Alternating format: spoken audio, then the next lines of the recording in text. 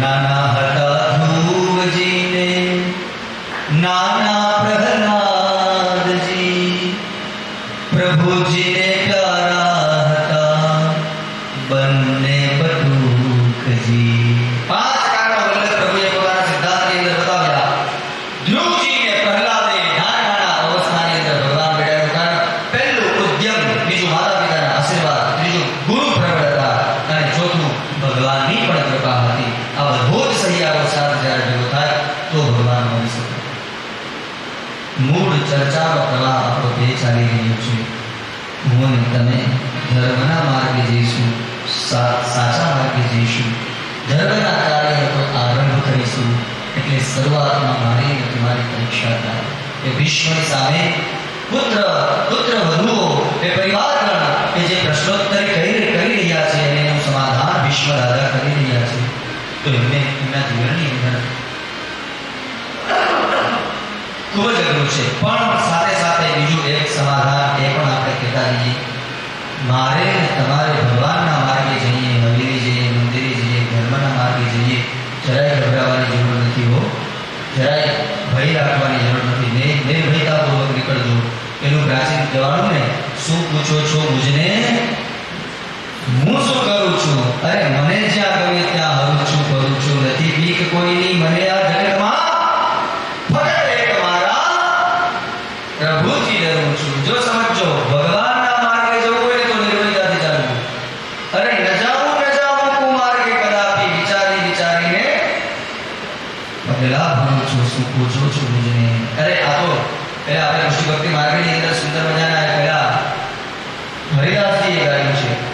કેટલું સુંદર. આમ ખાલી તિલક કર્યું ને, અને જ્યાં સમાજની વચ્ચે કારણ કે કુટુંબનો, સમાજનો, પરિવારનો એ તો નિયમ જ છે. આમ આપણે સારા માર્ગે નીકળીએ, ખાલી તિલક ધોતી બંડી કરીને આમ નીકળીએ. અમે તો આ બધા અનુભવમાંથી નીકળ્યા એટલે હું તમારી સાથે એ અનુભવ શેર કરી રહ્યો છું. આમ જરા એનું તો શું કે જો ઘરે બધી પૂછડીઓ નીકળી ગઈ, જો સમજો નિત્ય માટે પણ ત્યારે એ જ પુષ્ટિ ભક્તિ માર્ગની અંદર એક હરિદાસ નામના આમ ખુમારીથી જેને ગાયું છું. અરે બીજા ભાવે તેમ બોલે મારે, સિર છે તમારી છા. કેટલા સુંદર મજાના રાગની અંદર. અને આમ કેવી ખુમારીથી એમને બીજા ભાવે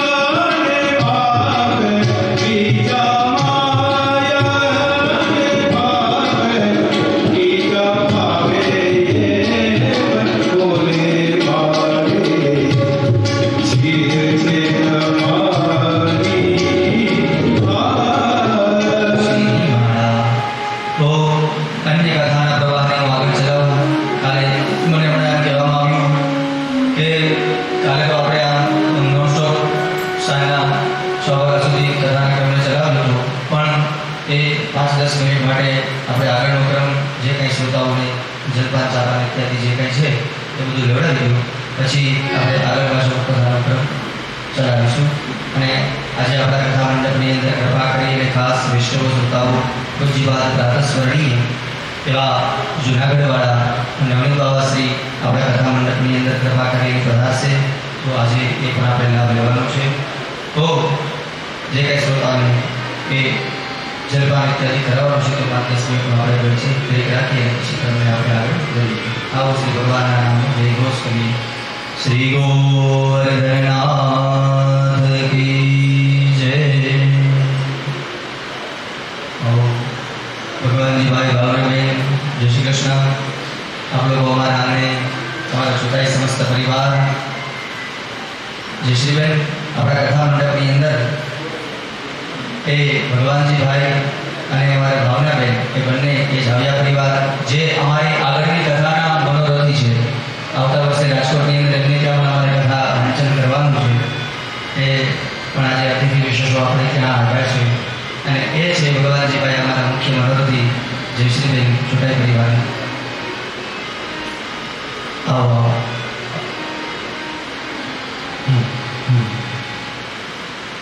5-10 મિનિટ માટે ઇન્ટરવ્યુ છે. જેને ચા પાણી પીવાની હોય સેલ્ફ સર્વિસે ચા પાણીની વ્યવસ્થા છે. રસોડામાં વ્યવસ્થા રાખેલી છે. બાબુજીને ધર્મચરણ સ્પર્શ કરવા આવવું હોય એ હવે આવી શકે છે. હાલો રે અમે વ્રજમાં જવાના.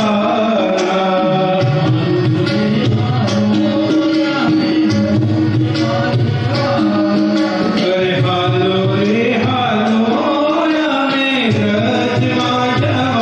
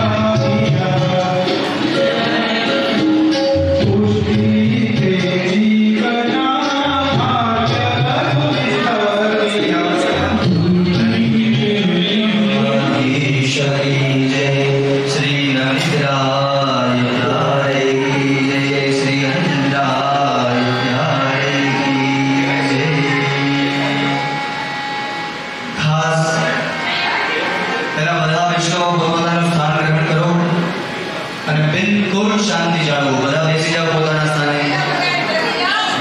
તો જે આપણે જણાવેલી અંદર દત્તનો સંસ્કાર કરી અને આપણે આજ્ઞા લઈને છીએ. અમે પણ આજે ધન્ય બન્યા છીએ. એક ખાસ કૃપા કરીને વૈષ્ણવ શ્રોતાઓ થોડી વાર બધા બેસો. થોડી વાર પોતાના સ્થાને બેસી જાઓ બધા. પૂજ્ય બાદ પ્રાતસ્મરણીય 108 શ્રી જુનાગઢ વાળા નવનીત બાબા અત્યારે અહીંયા કથા મંડપની અંદર સભા મંડપની અંદર સાક્ષાત પ્રત્યક્ષ કૃપા કરીને ખાસ પધાર્યા છે અને એમની સન્મુખતાનો અને આજે આપણને લાભો અત્યારે જે સમય આપણે પસાર થઈ રહ્યો છે વૈષ્ણવો આવો જીવનની અંદર લાભો વારે વારે નહીં મળે. આપ ખાસ થોડી વાર સાંભળો.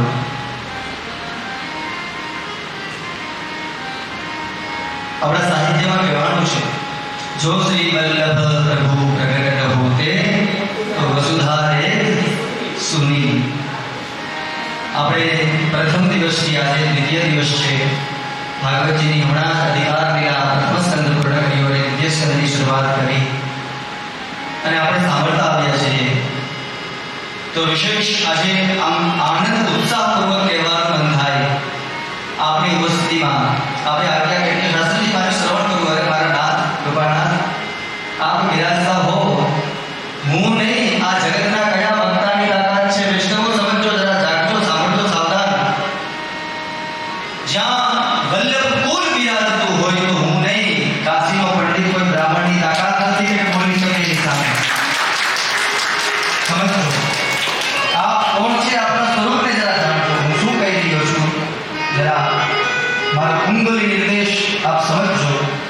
આપ સાક્ષાત વાગપતિ વિબુધેશ્વર છે, જે વાણીના પતિ છે, સરસ્વતી જેમની સામે કઈ ન બોલી શકે. તો મારા જેવો સામાન્ય વક્તા શું બોલવાનો હતો? પણ આ તો કૃપાનો માર્ગ છે. કૃપા કરી અને આ મને તમને શનાત કરવા એ આપનું બળપણ છે અને આપ તો બળે જ છે.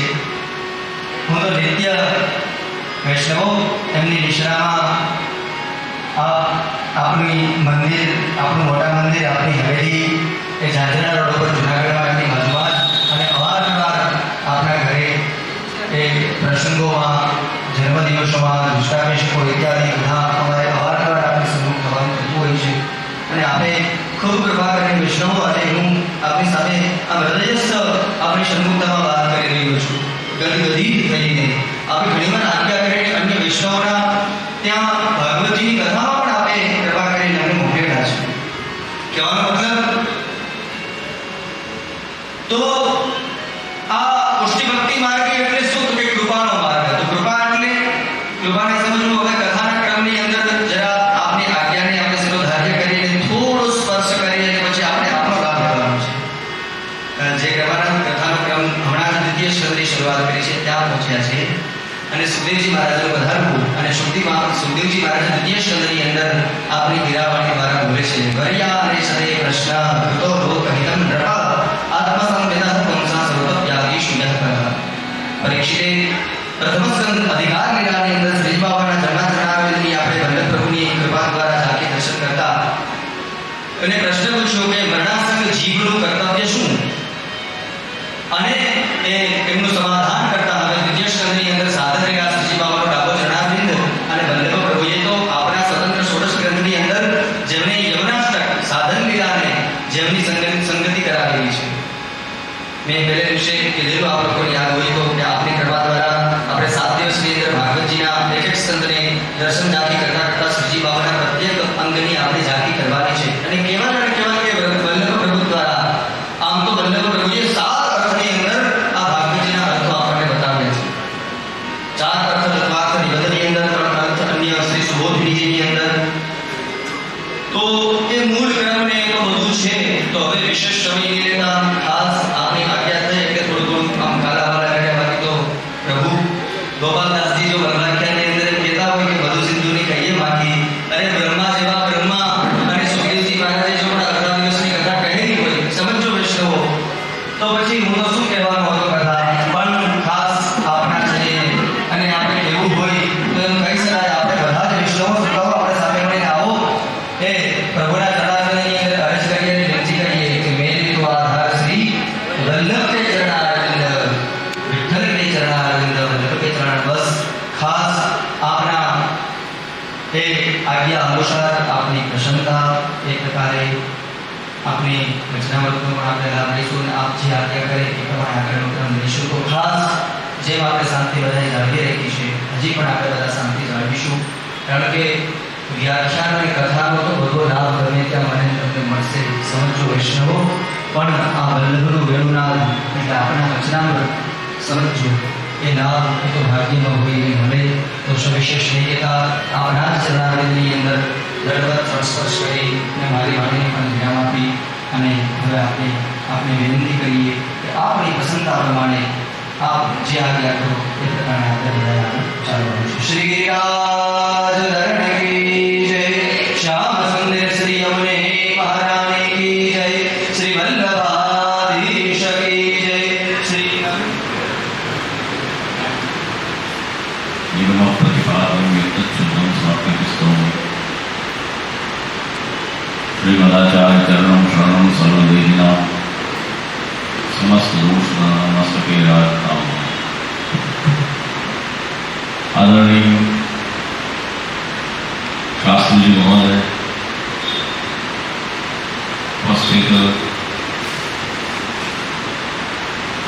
अन्य हमारा साजिंदाओं, संगीतकारों, उपस्थित मनोरथी वैष्णव श्रोतागणों, आज घना समय बाद शास्त्री ने जोया हृदय में आनंद है. और रसिक भाई शास्त्री जी एम समझो कि हमारा बिल्कुल अंग रूप है. એટલા અમારા નિકટ એમના સાથે સંપર્ક સતત અમારા જૂનાગઢમાં ત્યાં હોય. આ લોકોમાં એક વિશેષતા અમે જોઈ કે બ્રાહ્મણ વૈષ્ણવ હોય તો લગભગ આપ જોજો કે વૈષ્ણવત્વ ઓછો હોય, બ્રાહ્મણત્વ વધારે હોય.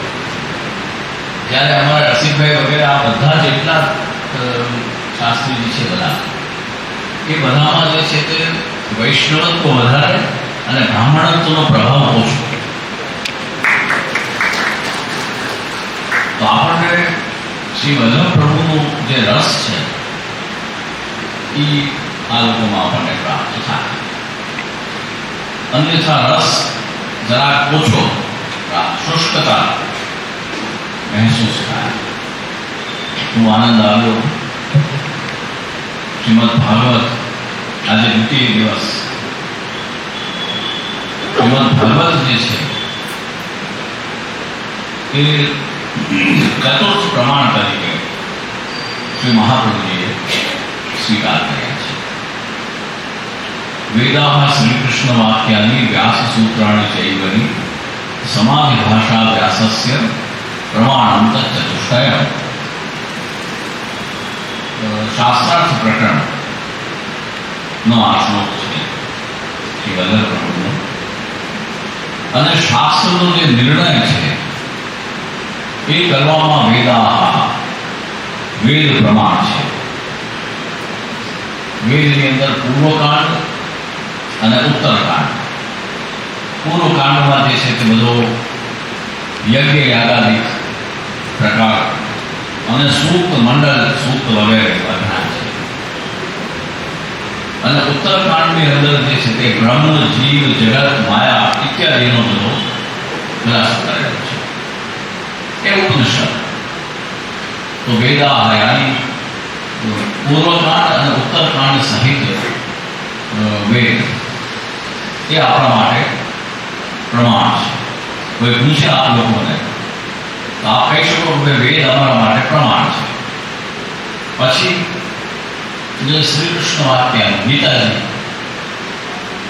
એની અંદર મહાપ્રભુએ શ્રી કૃષ્ણ વાક્યને કહ્યું છે.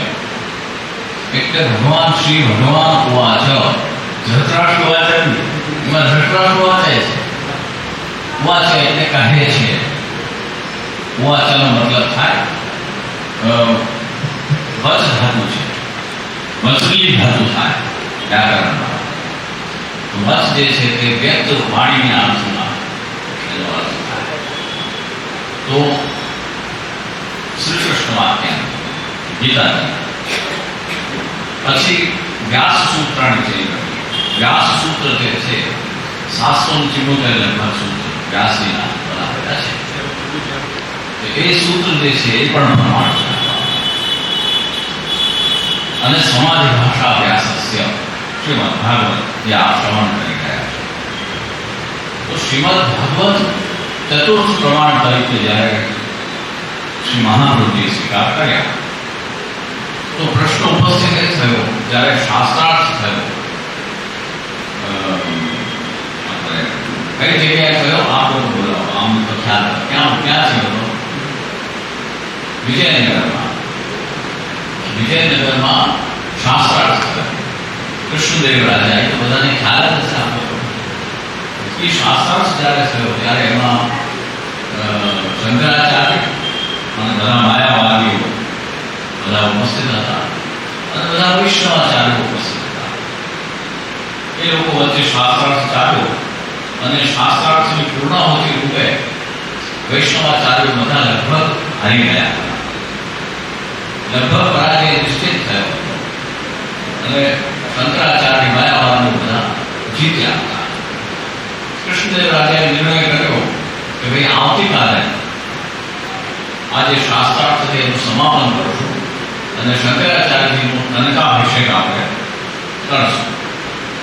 એ રીતે બધું પૂરો પ્લાન બધું ત્યારે તૈયાર થયો અને એવામાં જે છે તે શ્રી મહાપ્રભુજી અચાનક પધાર્યા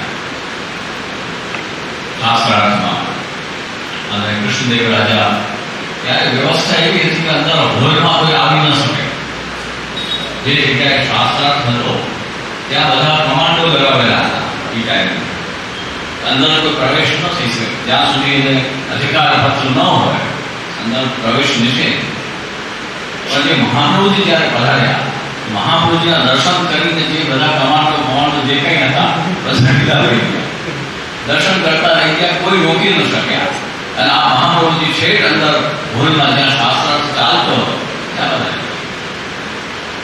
ત્યાં જે છે તે કૃષ્ણદેવ રાજા ઊભા થયા અને પ્રભાવિત થયા એકદમ આ પધારો.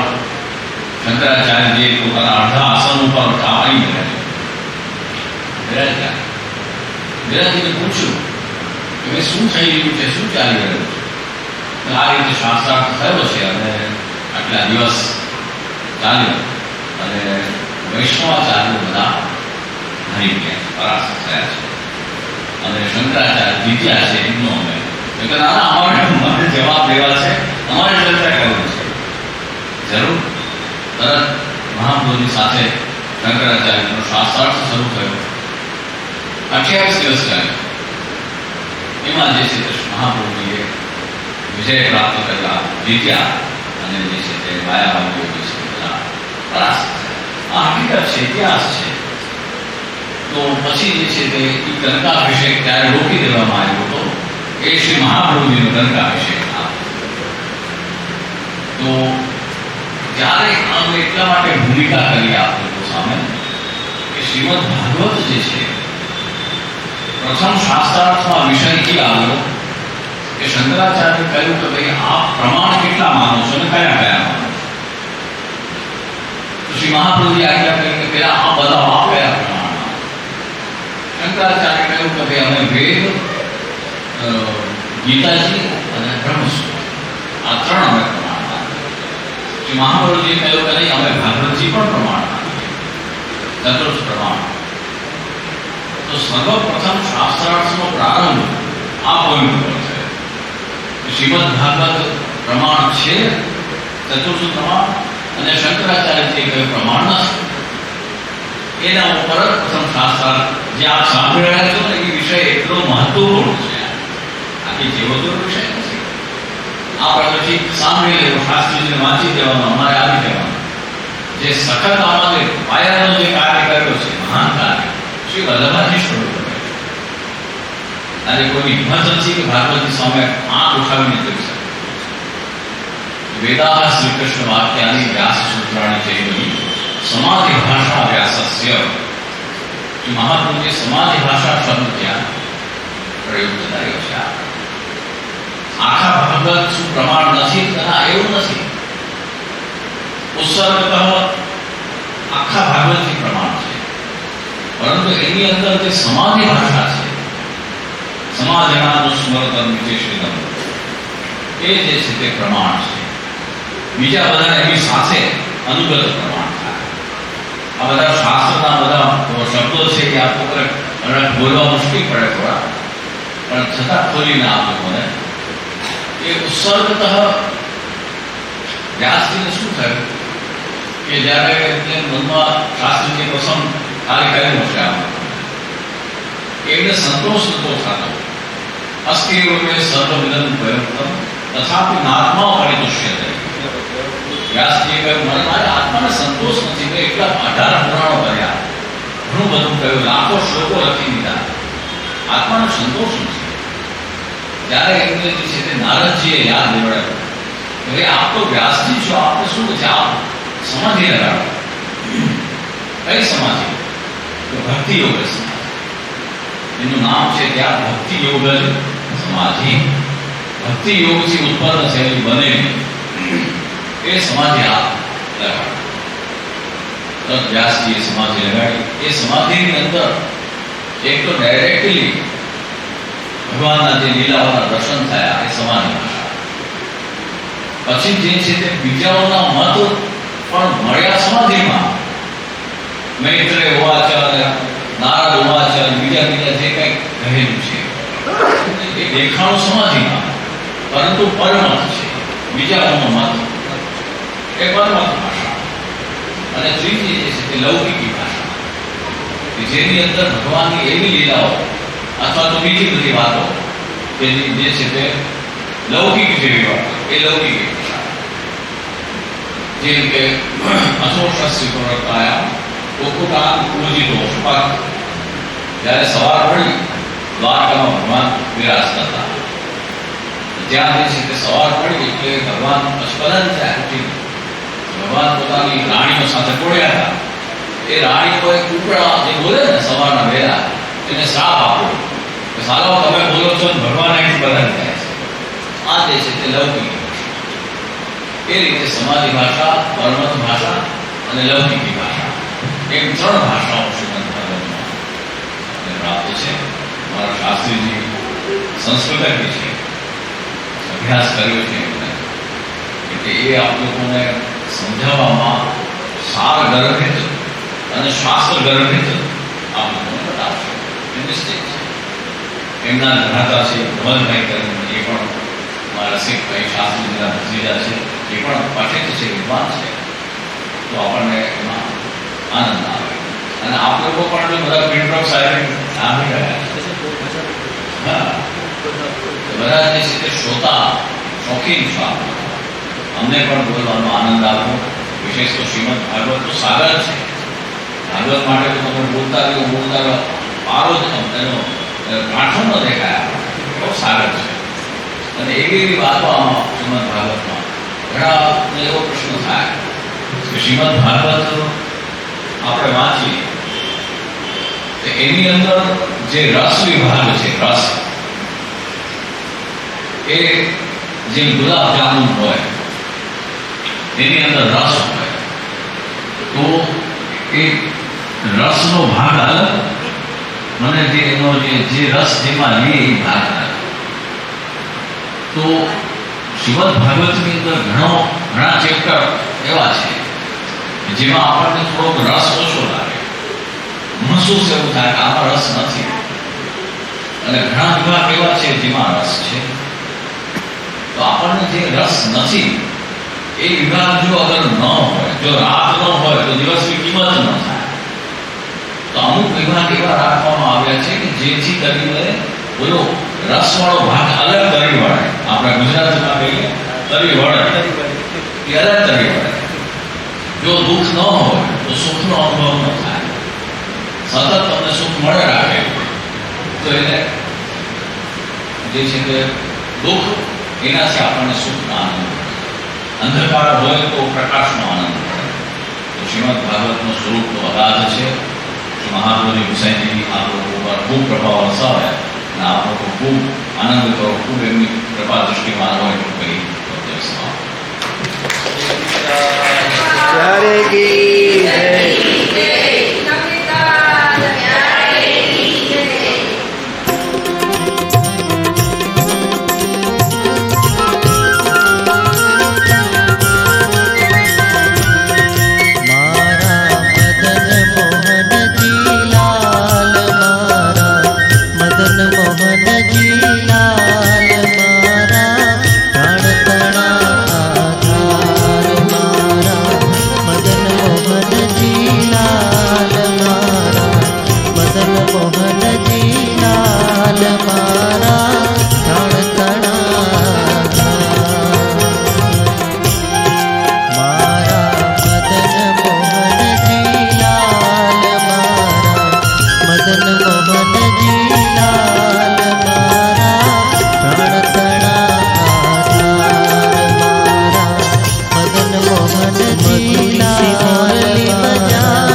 મદન મોહન